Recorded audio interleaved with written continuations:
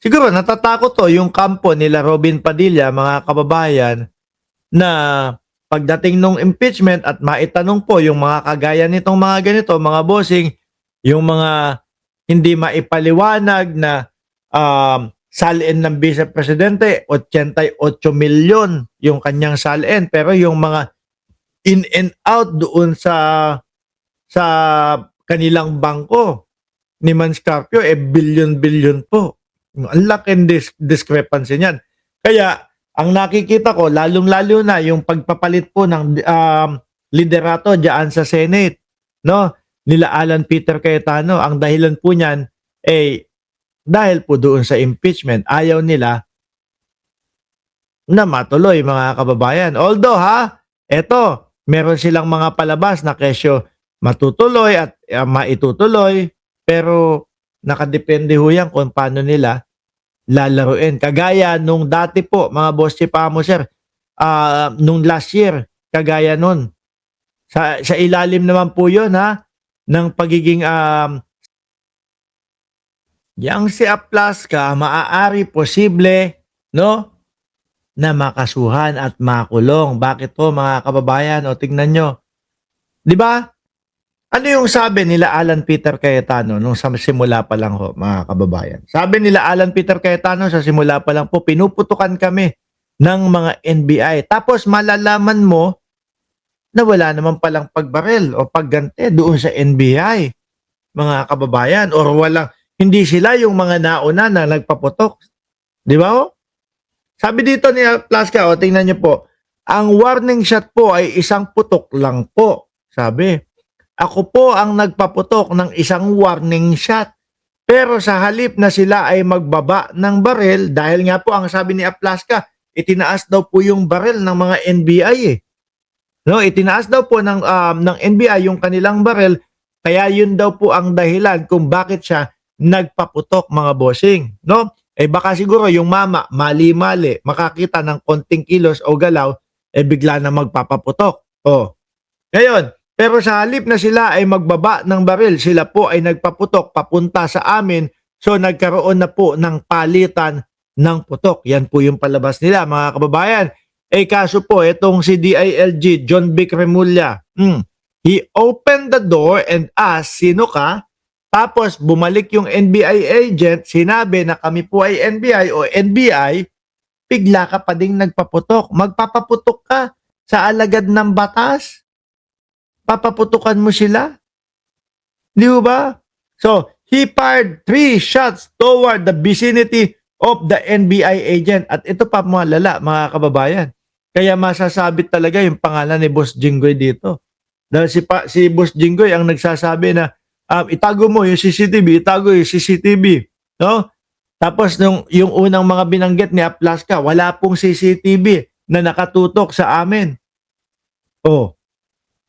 Di parang itinatago mo yung katotohanan. Meron daw pong nakatutok na CCTV doon sa mga NBI agent na nandoon po sa GSIS na kapitbahay nila. No, pero doon sa nakatutok sa kanila, wala daw po, mga bossing. Ngayon, ang tanong dito, sino kaya ang nag-utos kay Aplaska na gawin iyon? No? Kung bakit napakalakas ng loob nitong si General Mau Aplaska na magpaputok kahit po nagpakilala na ng mga taga-NBI yung nandoon sa labas. Or baka tama yung sinasabi natin na gusto nilang biktimahin doon sa kanilang stage play, yung NBI para magmuka na sila ay sinusugod. Isa pa pong nakita ko at napansin ko kay Alan Peter Cayetano. No? Sinasabi nila, bakit ganun? NBI ang gustong pagbantayan doon sa GSIS. Kayo din ganun, di ba? Merong kapulisan diyan sa loob ng Senado. Merong mga Marines diyan sa loob ng Senado na araw-araw na diyan nagjo-duty. Bakit yung NBI ang gusto nyong papuntahin para imbestigahan? O baka gusto nyong i-frame up sila Melvin Matibag para paniwalaan kayo ng publiko na ang NBI ay totoong nasa loob ng Senate ninyo. Di ba? Wala sila sa loob ng Senado ninyo.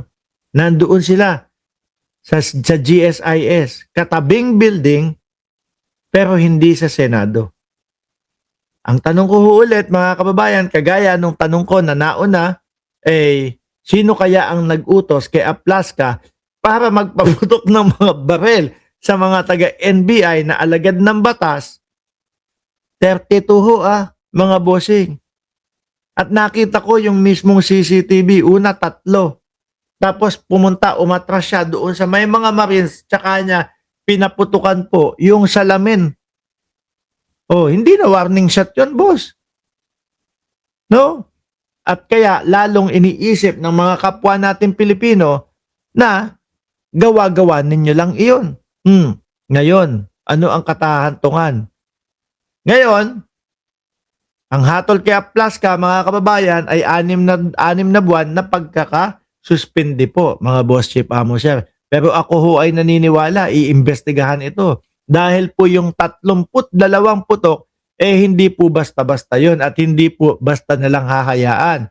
Nakagaya nung nire-request ni Aplaska na kalimutan na lang po natin iyon. Magtulong-tulong na lang po tayo. Hindi po ganun yun, sir. No? Kung yung mga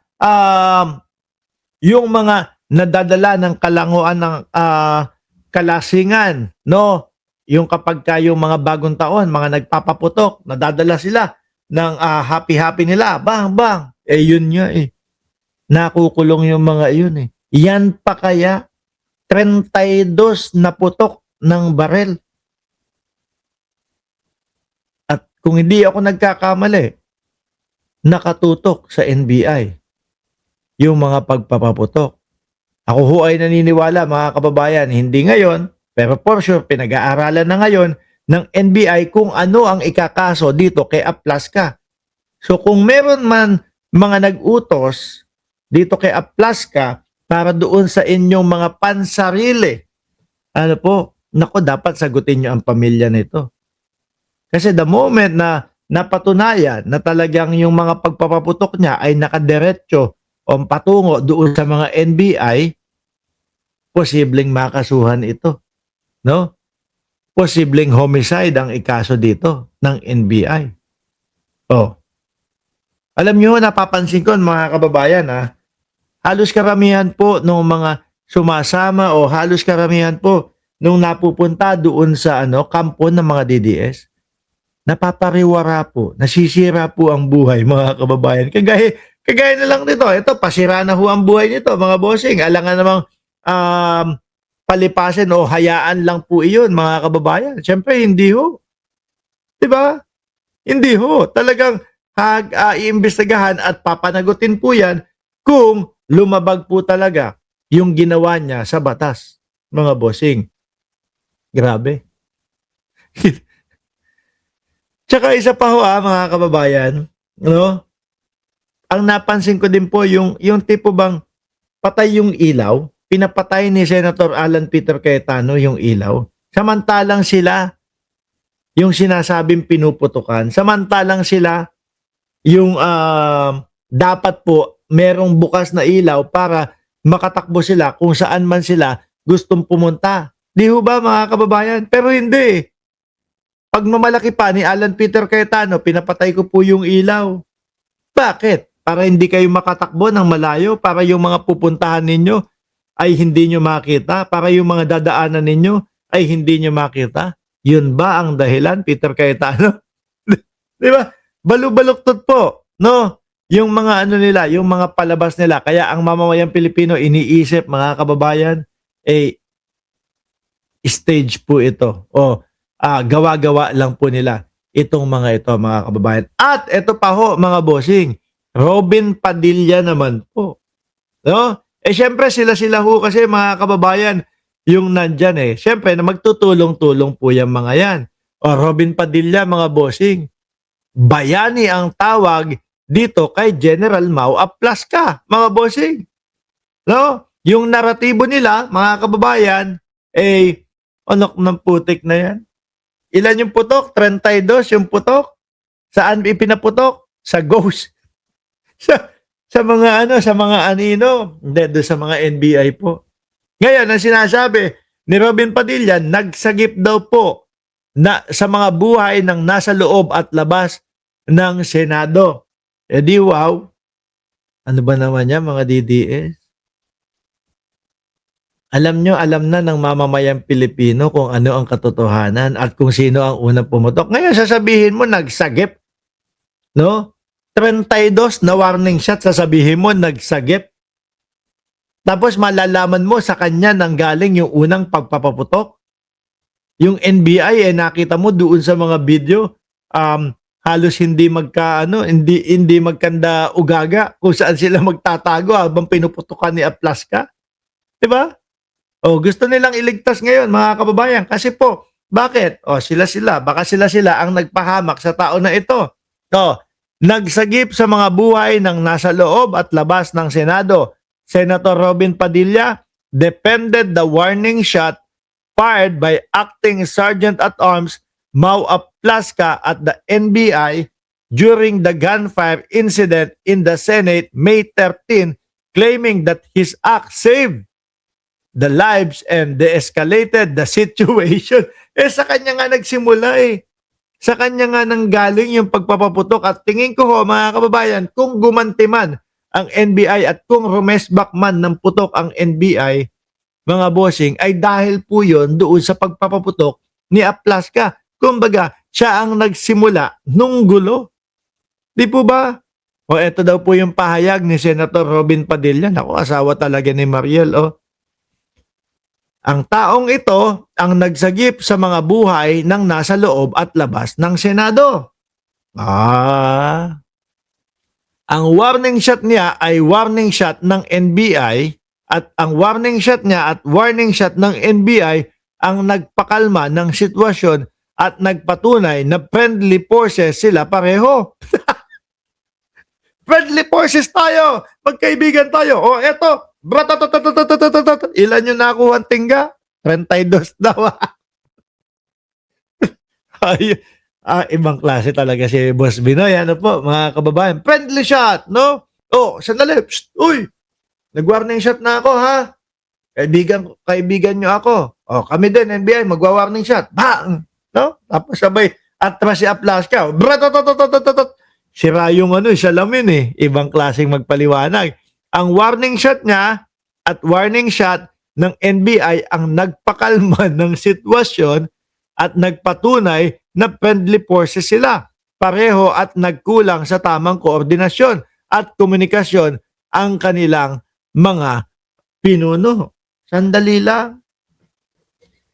Matahimik yung NBI doon. Yung iba pa nga sa kanila, pinuntahan pa dating Senador Robin Padilla yung nagbaba renas na sinasabi ni Amy Marcos Di ba? Tapos biglang nung nandoon na sila sa nagbabarena, nagulat sila, may nagpapaputok na sa kanila. Anak ng putik na yan talaga. Hindi nyo na maisasave yang si Aplaska. Maniwala kayo. Ano po? Kitang-kita ng mamamayang Pilipino at alam ng mamamayang Pilipino na itong tao na ito ang nagsimula ng pagpapaputok, mga kababayan, at hindi lang po isa, hindi lang 3, 32 yung putukan mga kababayan. Kaya paano sasabihing bayani? O baka para mailigtas lang po sa sitwasyon. Baka nakukonsensya yung mga tao na nag-udyok dito kay Aplaska para magpaputok. Nako. Kagagawan nyo yan. Kung meron mang mga nag-utos, tsaka kailangan cargo de konsensya nyo yan. Ano po, kung may nag-utos kay Aplaska, bakit? Magugutom ang pamilya niya kung sakaling makulong. At ako naniniwala ako mga kababayan, mga 80% oblo ang kapupuntahan nitong si Aplaska, mga bossing chief sir. Kaya ang ginagawa nila Robin Padilla, pinapakalma ang sitwasyon at pinagmumuka na yung pagpapaputok naman ni Aplaska ay para sa kapanatagan mga bossing. Sino maniniwala doon? Sige nga